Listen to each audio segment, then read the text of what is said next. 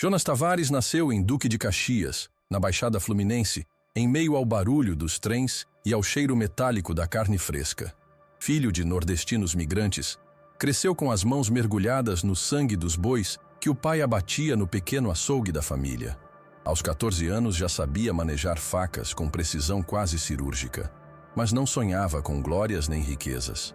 Seu mundo era o balcão de madeira gasto, os fregueses fiéis do bairro e o sorriso cansado do pai, que repetia sempre a mesma lição. O trabalho dignifica o homem, Jonas. É isso que nos mantém de pé.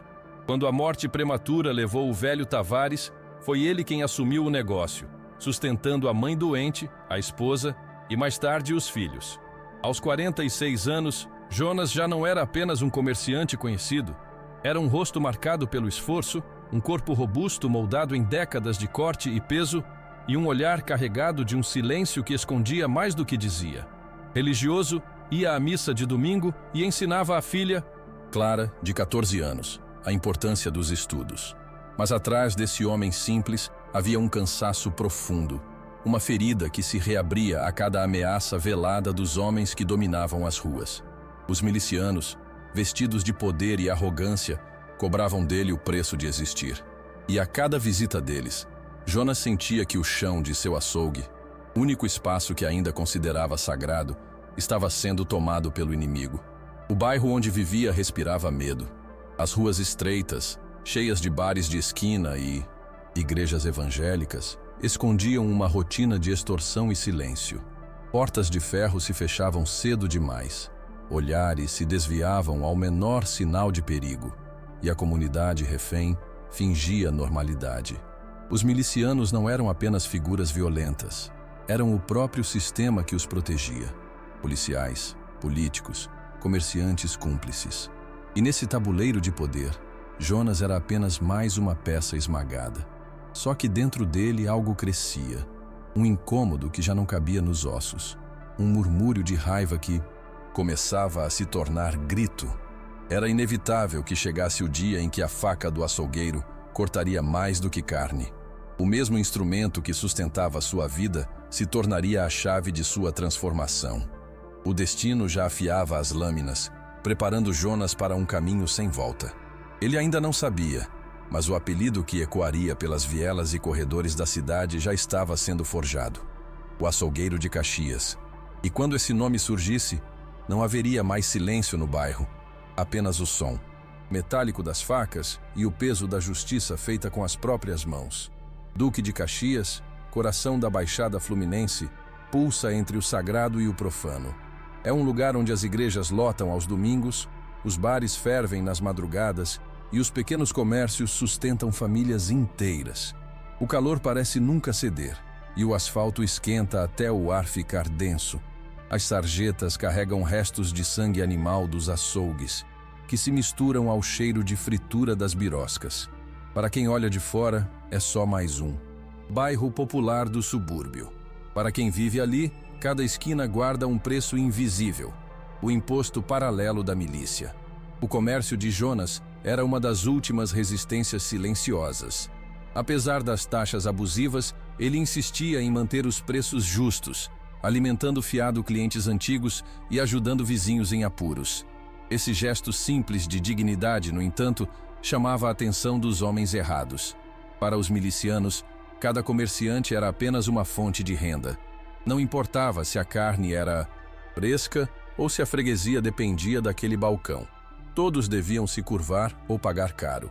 O açougue de Jonas era tanto sustento quanto afronta, porque representava alguém que ainda acreditava no direito de não ceder. Dentro de casa, o clima refletia a pressão da rua. Clara, a filha, sonhava em ser professora, mas o olhar tímido denunciava o medo precoce de quem crescera ouvindo gritos e disparos à distância.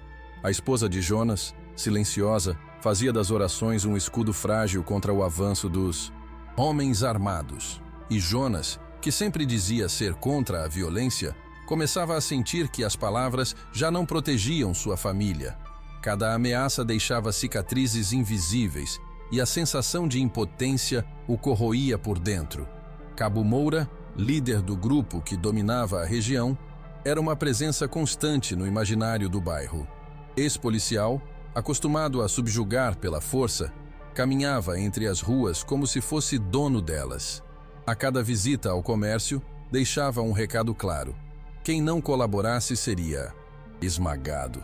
O sorriso frio e a brutalidade calculada o tornavam mais temido do que qualquer ladrão de esquina. Ele não representava apenas a violência física, mas a lembrança de que a lei nunca viria socorrer os trabalhadores. Jonas sabia disso, mas ainda assim alimentava a esperança tola de que talvez pudessem esquecê-lo. A verdade, no entanto, é que em Caxias ninguém era esquecido. O bairro inteiro era uma engrenagem de medo e cada comerciante um dente dessa roda. Uns pagavam para sobreviver. Outros tentavam resistir e eram esmagados em silêncio. Jonas caminhava no limite entre essas duas escolhas. E quanto mais via Clara crescer, mais sentia que não poderia deixá-la herdar aquele mundo de submissão. O açougueiro ainda não sabia como, mas em seu peito começava a se forjar uma decisão que mudaria tudo. Era manhã de sábado, o dia mais movimentado no açougue. O cheiro de carne fresca se espalhava pela rua, e os fregueses formavam fila, conversando baixo sobre a violência da semana. Jonas, de avental manchado, atendia com rapidez, entregando cortes de picanha, costela, linguiça. O movimento era intenso, mas tranquilo, até a porta ranger. 3 homens armados entraram sem pedir licença. Eram milicianos de Moura. O silêncio caiu sobre o balcão e os clientes desviaram os olhos, fingindo não ver. Um deles bateu a mão pesada no caixa e anunciou: a taxa dobrou. Jonas travou. O pedido não era apenas abusivo, era uma sentença. Pela primeira vez em anos, ele sentiu que não podia ceder. Olhou ao redor, viu Clara ao fundo, organizando embalagens, e algo nele se ergueu. Tentou argumentar, explicar que não tinha condições, mas a resposta foi o som seco de um soco que o lançou contra o balcão. As facas caíram no chão com estrondo metálico. Os fregueses se afastaram em pânico, alguns saindo pela porta sem olhar para trás. Jonas caiu de joelhos, o gosto de ferro do próprio sangue invadindo a boca. Um dos homens, rindo, passou a lâmina pela garganta de um boi pendurado. Sangue escorreu grosso, tingindo o chão. O próximo pode ser você, disse, deixando o recado claro. O gesto não foi apenas violência, foi um ritual de humilhação. Jonas, ainda no chão, viu o corte abrir a carne do animal e algo queimou dentro dele. Era como se aquela faca tivesse atravessado sua própria pele. Clara, assustada, deu um passo à frente, mas foi agarrada pelo braço. O miliciano apertou com força, insinuando o destino que a esperava se o pai não aprendesse a obedecer. Naquele instante, Jonas deixou de ser apenas comerciante. Não gritou, não reagiu ali, apenas gravou cada detalhe. O riso dos homens, o sangue do boi, o braço fino da filha sendo marcado. Gravou como quem marca a lâmina no fogo antes do corte. Quando os milicianos saíram, deixando o balcão destruído e o silêncio pesado, Jonas se ergueu devagar. O corpo tremia de dor, mas os olhos, não. O que nasceu naquele momento não era medo. Era a certeza de que algo havia mudado para sempre. Naquela noite, o açougue estava vazio. As lâmpadas amarelas pendiam como olhos cansados, iluminando o chão ainda marcado pelo sangue do animal. Jonas permaneceu sozinho, sentado no banco de madeira, olhando para as facas alinhadas na bancada. Não eram apenas instrumentos de trabalho, eram extensões de suas mãos, testemunhas de cada dia de sua vida. Ele as pegava uma por uma, sentindo o peso, testando o fio contra a palma calejada. Pela primeira vez, não viu nelas apenas carne bovina ou suína, mas o rosto dos homens que invadiram sua dignidade. O avental, ainda úmido do dia, pendia no canto. Jonas o vestiu devagar, como se fosse uma armadura. O tecido pesado, manchado de sangue seco, grudou em sua pele. No espelho rachado do açougue, ele não enxergou mais o homem pacato que acordava cedo para alimentar vizinhos. Viu uma figura sombria, moldada pelo suor, pela fé traída e pela violência que não podia mais ignorar. O corte do boi ecoava em sua mente como uma profecia, e o riso dos milicianos transformava-se em combustível para a fúria. Ele caminhou até a câmara fria.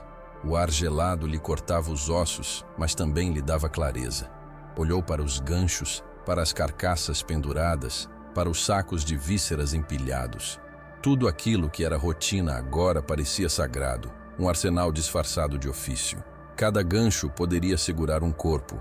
Cada serra poderia dividir não só costelas bovinas, mas a espinha de um homem.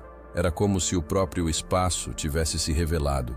O açougue deixava de ser comércio e se tornava templo de justiça. Naquela madrugada, Jonas não dormiu.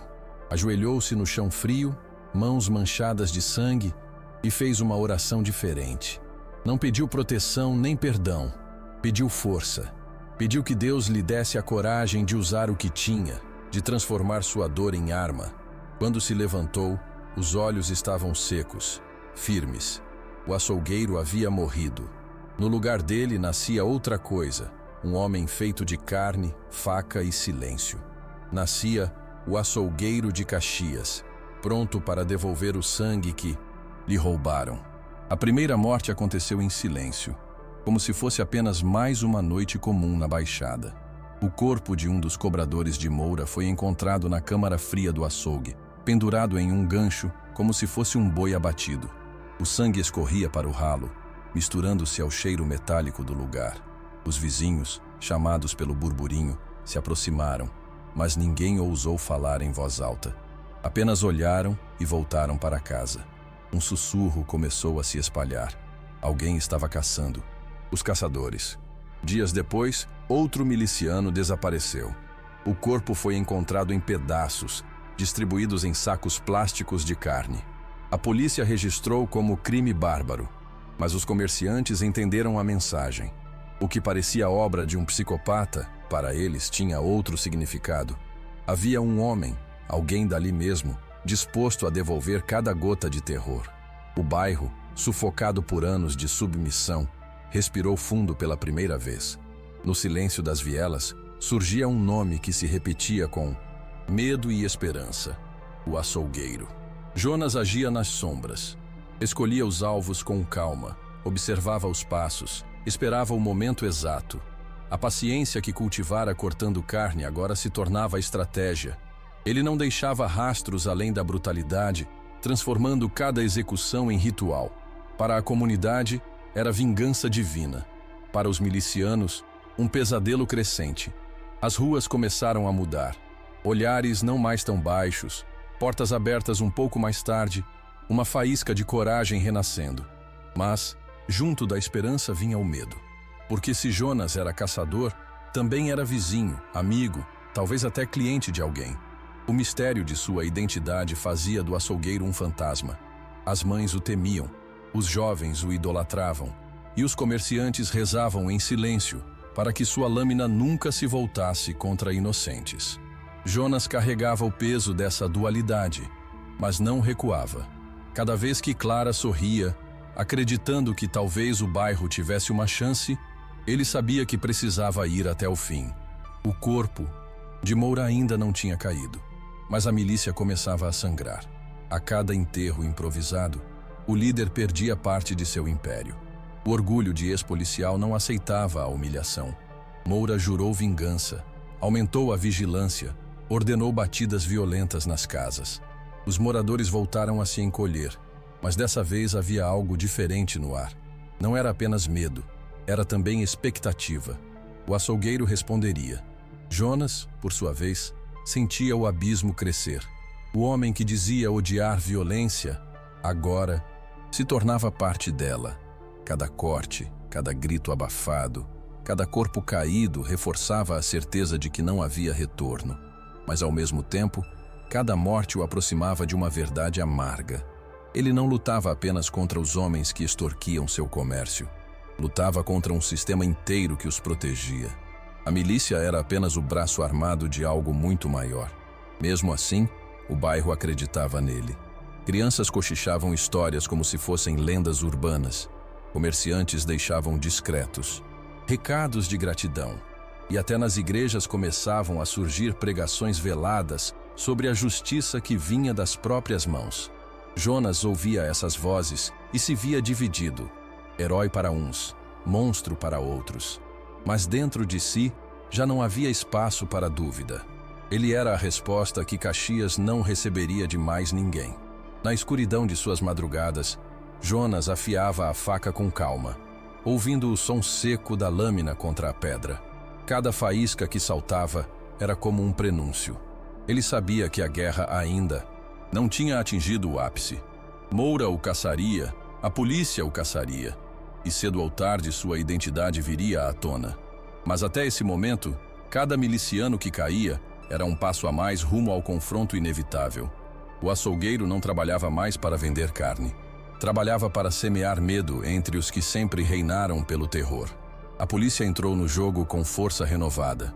Carros blindados circulavam pelas ruas estreitas, batidas eram realizadas a qualquer hora, e casas de comerciantes eram arrombadas sob o pretexto de investigação. Na prática, era a vingança oficial contra o fantasma que desafiava o sistema. Quem não colaborava era preso, espancado ou humilhado em praça pública. Jonas observava tudo em silêncio, escondido atrás do balcão destruído, sabendo que cada operação era menos para caçá-lo e mais para intimidar os moradores. Os vizinhos começaram a ser interrogados. Nomes foram forçados, suspeitas inventadas. Alguns comerciantes desesperados apontaram para rivais de negócio, tentando tirar o peso das próprias costas. A comunidade, que antes respirava aliviada com as mortes dos milicianos, voltou a se calar. O medo retornava, mas havia algo diferente. Agora eles sabiam que alguém era capaz de enfrentar os monstros. Mesmo acuados, muitos ainda olhavam para o açougueiro com gratidão silenciosa, como se sua luta fosse a deles. Jonas sentia o cerco se fechar. Cada passo na rua podia ser observado. Cada visita de cliente poderia esconder um informante. Mesmo dentro de casa, o peso era insuportável. Clara, mais atenta do que deveria, começou a perceber as ausências noturnas do pai, as marcas em suas mãos, o olhar distante. Ela não dizia nada, mas o silêncio dela era tão acusador quanto uma denúncia. Jonas sabia que arrastava a família para o abismo, mas também sabia que sem sua fúria, todos já estariam mortos. Enquanto isso, Moura reforçava seu domínio. Reuniu homens de fora, trouxe armas mais pesadas, prometeu recompensas para quem entregasse o açougueiro. A caçada se tornava pessoal. Para ele, não era apenas uma questão de dinheiro, mas de honra. Um ex-policial não podia permitir que um simples comerciante manchasse sua reputação de ferro. Cada morte de subordinado era uma afronta direta, e Moura jurava que terminaria com Jonas pendurado no mesmo gancho em que ele expunha suas carnes. Jonas, encurralado, começou a questionar até onde poderia ir. As mortes traziam alívio momentâneo, mas não mudavam a estrutura.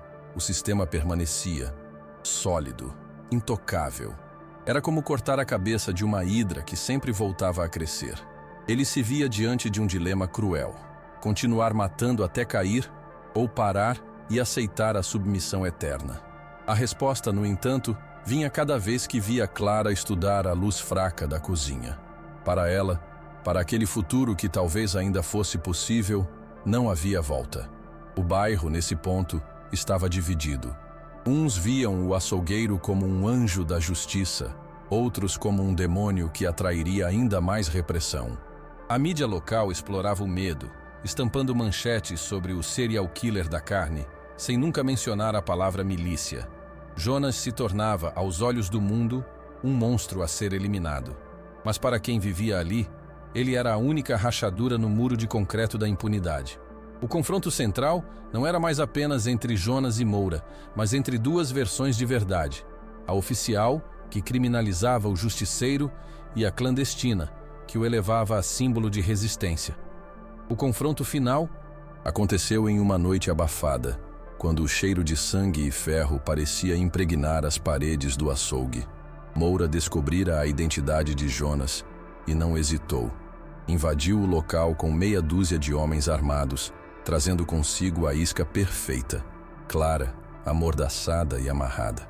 A menina foi jogada contra o balcão destruído, como um recado claro: "Hoje, açougueiro, quem vai ser pendurado é você", disse Moura, com o sorriso frio de quem acreditava já ter vencido. Jonas não respondeu. Estava no fundo do açougue, respirando devagar, o avental encharcado colado ao peito. Ele já havia preparado o terreno. Facas afiadas espalhadas, ganchos soltos, a serra elétrica carregada de combustível. O lugar que durante décadas fora espaço de trabalho, agora era arena. Quando os homens avançaram, Jonas emergiu da escuridão como um espectro. O primeiro a cair foi dilacerado por um golpe rápido da serra. O segundo teve o pescoço atravessado pelo gancho que antes segurava carcaças bovinas. Os gritos ecoaram na câmara fria, abafados pelo som dos motores e do aço. Moura assistia, perplexo, enquanto seus homens tombavam um a um. Jonas não era mais o comerciante curvado pelo medo. Era a fúria encarnada, a violência devolvida em dobro. Clara chorava em silêncio, os olhos arregalados testemunhando a metamorfose final do pai. O chão ficou coberto de sangue, misturando-se às vísceras, tornando impossível distinguir o humano do animal.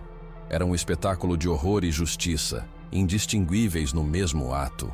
Quando restaram apenas os dois, Jonas e Moura se encararam entre o vapor e o cheiro de carne crua.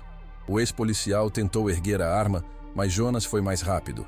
Cravou-lhe a faca no abdômen e, com força brutal, o arrastou até o gancho central. Moura foi erguido, esperneando, preso pelo ferro, exposto como os bois que tanto desprezava. O silêncio que seguiu foi absoluto. Jonas, exausto, sangrando, fitava o inimigo derrotado. Naquele instante, sabia que seu ciclo estava completo. O açougueiro havia cumprido sua sentença. Quando a polícia chegou, horas depois, encontrou apenas o rastro do massacre. O açougue estava tomado por sangue, o chão coberto de corpos e ferramentas retorcidas.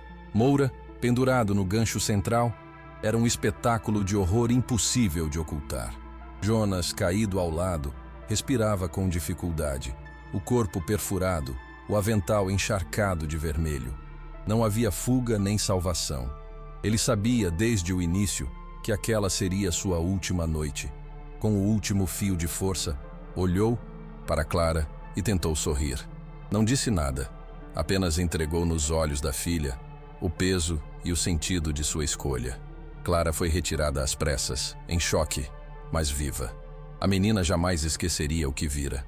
Os vizinhos, mesmo sob a mira das autoridades, sabiam a verdade que não seria contada nos jornais. Jonas não foi um assassino qualquer. Foi o homem que ousou enfrentar os donos do medo. O serial killer da carne que a mídia pintava era, para eles, o mártir de um bairro sufocado. No silêncio pesado daquela manhã seguinte, muitos sentiram pela primeira vez que a opressão tinha limites. O açougue foi fechado, lacrado como cena de crime. Mas, para a comunidade, aquele lugar nunca seria apenas palco de tragédia. Era o templo onde um homem simples se ergueu contra monstros armados. A imagem do avental ensanguentado, deixado no varal pelos policiais, balançando ao vento quente de Caxias, se gravou como símbolo. Ali não havia apenas morte. Havia o nascimento de uma lenda. Na memória da Baixada, Jonas Tavares deixou de ser apenas um açougueiro. Tornou-se mito, nome sussurrado entre becos e mercados como aviso e inspiração. O açougueiro de Caxias não era apenas a história de um justiceiro, mas a lembrança de que até o homem mais simples, quando acuado, pode se tornar a lâmina contra os opressores. O sangue derramado naquele açougue não foi esquecido. Cada corte, cada corpo exposto, ecoava como recado. A submissão tem um limite, e o medo, quando transborda, pode se voltar contra quem o semeia. Clara, marcada para sempre, carregou no olhar o peso dessa herança. Cresceu sabendo que o pai se sacrificou não apenas por ela, mas por todos que não tinham voz. O bairro mudou, ainda que por pouco tempo, e a história de Jonas se espalhou como fogo.